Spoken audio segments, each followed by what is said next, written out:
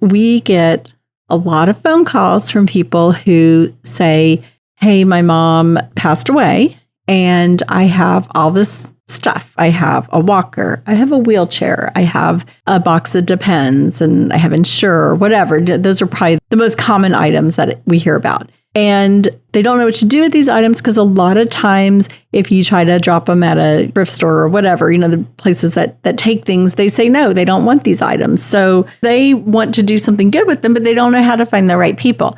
Then on the flip side of things, we have people who call us and say, I don't have money and I need a wheelchair. Or maybe someone had surgery, they don't want to invest in a walker because maybe they only need a walker for a week or two, whatever it may be. That's how the idea came about to start a closet. Welcome to Aging in Style, the podcast dedicated to celebrating aging and what it takes to do it well. I'm Lori Williams. I'm a certified senior advisor and senior housing expert. In each episode, you'll learn stories of older adults who are thriving in their 70s, 80s, 90s, and in some cases in their hundreds.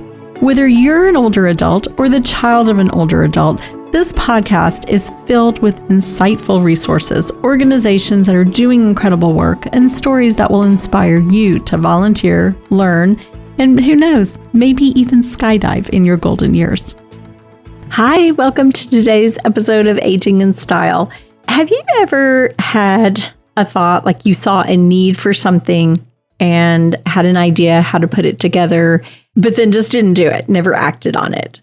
I mean, I think that happens with a lot of us because I've had, several things have come up and, maybe time or I just kind of thought of something else and moved on and forgot that idea. Well, this episode is about when you see an opportunity or something that needs to be done. And you keep getting sort of those little nudges that maybe you need to do it.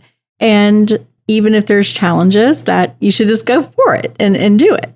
So kind of like the little nudge that I was getting was in my business, which most of you probably know, I own a senior placement company. And my team and I help seniors and their families locate different types of senior housing as well as different resources. So, for example, if they're maybe in rehab, can't go home, they're looking to go on to maybe assisted living or memory care, or if they just want to transition from their home and move to independent living, but maybe they need some different, different resources, we hook them up with all of that. Well, in doing this, we get a lot of phone calls from people who say, hey, my mom passed away and I have all this stuff. I have a walker, I have a wheelchair, I have a box of Depends, and I have Insure, whatever. Those are probably the most common items that we hear about.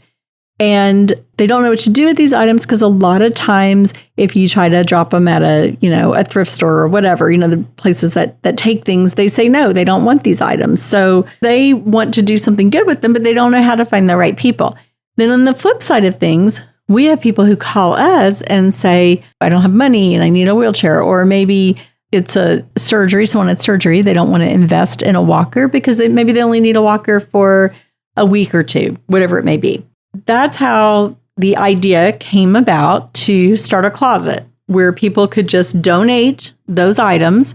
And then in our community, when someone was looking for a certain item, we could just kind of match it up with them and just, here you go. It doesn't cost anything.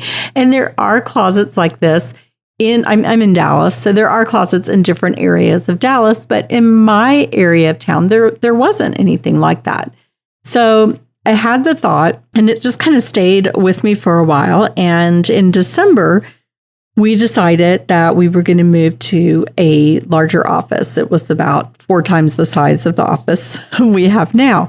And there was going to be enough room to designate one section of it as a closet where we could house these items with the intention of lending them out to people or giving them to people whoever needed a walker, wheelchair, whatever the item was. Unfortunately, as many of you may know, if you follow the podcast, my husband had a series of strokes starting on Christmas Day, and he is in rehab now, but we have a long, long journey ahead of us. When that happened, I decided to see if I could get out of the lease on the larger office. We had not moved yet, and they were gracious enough to allow us to end that lease. However, I had written up for our local paper that we were launching this closet. And in our new location, I hadn't put the address yet, thank God, but I had put on there that we were launching this closet, and it just got a lot of attention. People were really excited about it. There was a lot of demand, and so that was great, except people were calling me. I have no space for a closet, and I was in a very difficult position with everything going on with my husband. So as things happen, like I said, you get those little nudges. One of my teammates got a call from a man who was in desperate need of a wheelchair. And he had a loaner wheelchair from rehab, but they needed it back. And he had to find a chair. And he was a large man, so he needed a larger size wheelchair. And we were able to make phone calls to some of the other closets that are in other areas of Dallas and able to connect him with one that had a wheelchair the size that he needed and able to take care of that request. So that was really kind of the thing that made me go, okay, that's that little nudge that we have to do this. And as things happen, I honestly believe that things happen for a reason. And when something's meant to be, if, one door closes, another door is going to open. And so I was talking to a friend who works for an assisted living and told her kind of my dilemma that, we've announced this closet, we have all these great ideas. And she said, let me go back and talk to my boss and see if we can designate one of our apartments in the assisted living as the closet. And so great news, they were able to do it. And so our closet now has a space, like a really beautiful space. It's an apartment that it's in, and it's at Rambling Oaks Assisted Living in Highland Village. And my friend is Teresa Williams. We are not related, although if I had a sister, I would want Teresa to be my sister because she is one of the sweetest, most precious human beings I know. So what is this closet? Let me just give you some information. It's called Emelita's Closet. And it's named Emelita after my grandmother. She was from Ecuador, Maria Emelita. She went by Emelita. I just felt it could be called nothing but that.